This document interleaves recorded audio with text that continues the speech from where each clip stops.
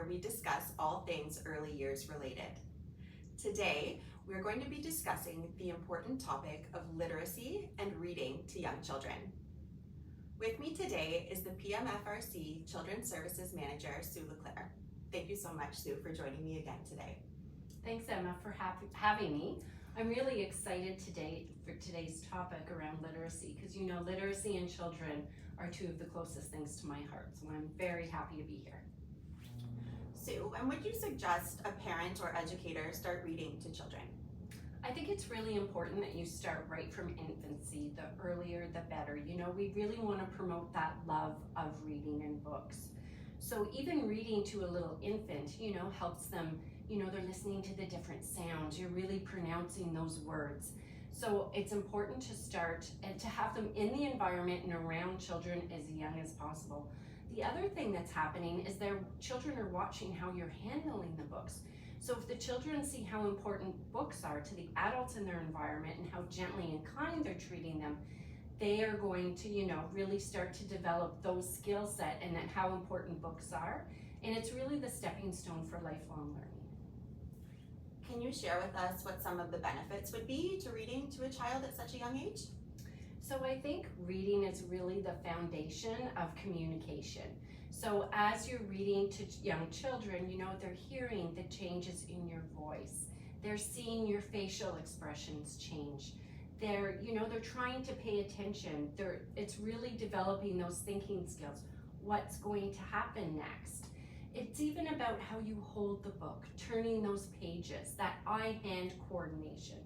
And it's really building that connection with the child. So, you know, literacy and reading, the children really are soaking up so much of what you're doing, your body language, the tone of your voice, and interested on what are those letters written on the page. These make sounds. It's really the bedrock of reading.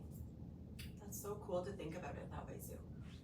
Do you have any tips or tricks that you could share with us, Sue, to keep children interested in reading? Sure, Emma. So I think it's important for young children to be involved as possible with the reading. So have them sit nice and close to you. If it's a group of children, make sure they can see the pictures. You want to point out the pictures. You want to label things. You want to talk about what these things do. You really want to open up that world. You want the children to be involved as much as possible.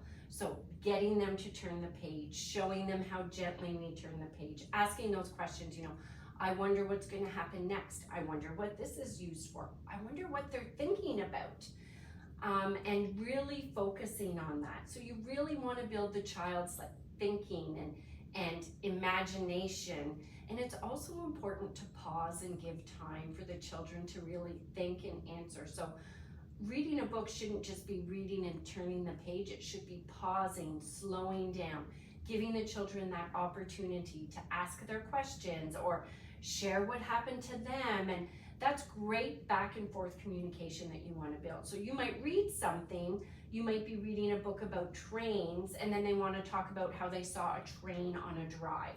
So you want to incorporate all of those things into the book to keep everybody interested. So reading a storybook could, you know, take a half an hour, and that's also building attention span in the children.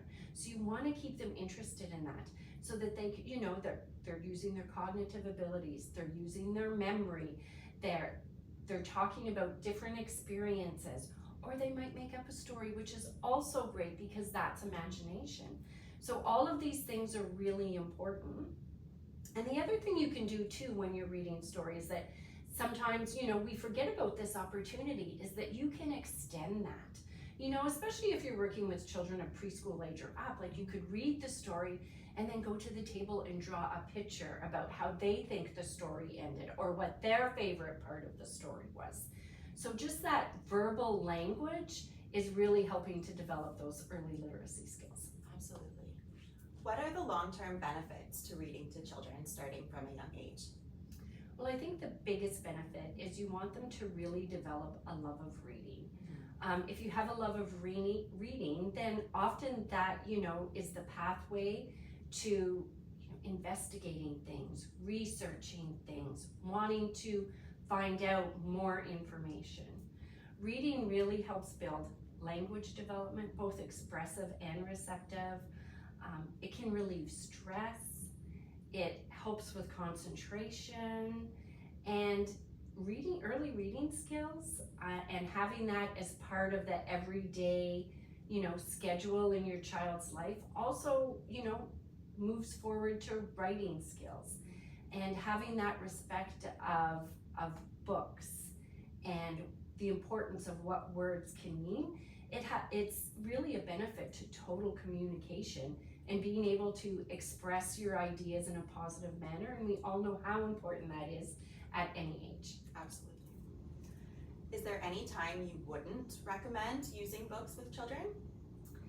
Emma, I think, books are so important, but the one thing I would caution families and educators with is sometimes as adults we become very busy in daily life.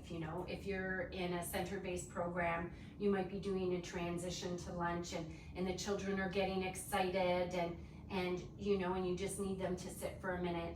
And sometimes our response is go to the bookstore center and get a book. Or, two siblings are fighting at home and you separate them and here's a book to look at. The one thing we really don't want to correlate with, books and literacy and reading is that we use them for redirection. We want to instill the joy of reading. So that would be the only real time I wouldn't recommend it. However, there are times when a child is, dysregulated, upset, having those big emotions, that it's okay as an adult to grab a book and sit with the child and read a book about big emotions and how we're feeling and how we can handle that situation. So if you're using it in that sense, it's fine, but just be cognizant of we don't want to use it as a redirection tool. Right, so keeping literacy and reading a positive experience for the children. That's right. Is there anything else you would like to share with us today, Sue? I think just that, we want to keep books in children's lives and be as positive and be as joyful as possible with them.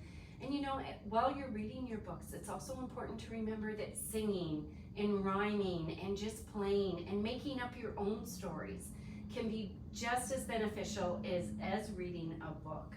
So I think as we're moving into Literacy Day on January 27th, that the adults in young children's lives really take some time to reflect on how they present books and literacy to children and the different ways we can do that throughout the day.